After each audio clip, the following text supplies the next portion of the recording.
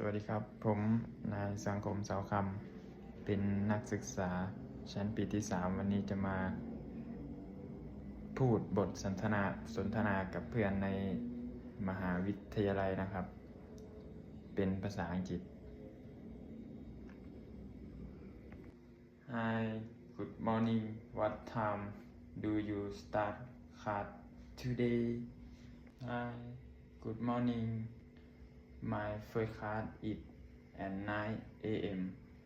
I have Thai history about you. I start at 8:30 a.m. with English after class. I to go the library. What do you do after your class? After Thai history, I usually have lunch at the camp fast food called the Khao Phat. It's very good there. Oh, I love Khao Phat.